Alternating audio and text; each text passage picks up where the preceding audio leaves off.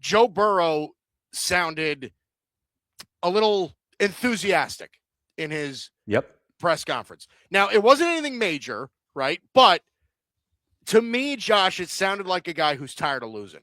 It sounds like a guy who's tired of getting hurt.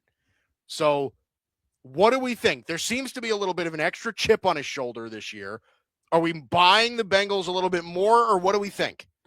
Well, not only seems to be an extra chip on his shoulder, but it seems to be that everyone thinks that the Bengals are going to be one of, if not the best team in football all of a sudden. Mm-hmm. Because Burrow mentioned the other day how he has not felt about a roster like this year's since his LSU championship team in 2019. Which is arguably the greatest college football team of all time. Right.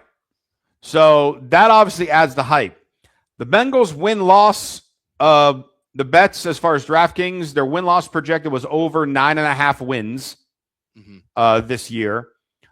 But they are favored in 15 of their 17 games to head into the season. Oh, my God. But this is the part that I can't get my brain around. So, yes, when Joe Burrow is healthy, he is, if not the number one, the number two best quarterback in the league. I am not arguing that at all. So good. Jamar Chase, when he is healthy, he is the number one or number two wide receiver in the NFL. There is no argument for me with that. T. Higgins, when he is healthy, he is one of the 5 best number 2 receivers in the league. Yep. No question about that. Yep.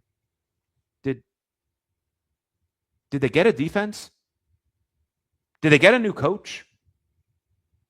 Because I think those are still the same as what they've been the last few years. Yeah. Where, if anything, you lost your best defensive player. Now, you brought in Dexter Lawrence, but I have Trey Hendrickson above Dexter Lawrence.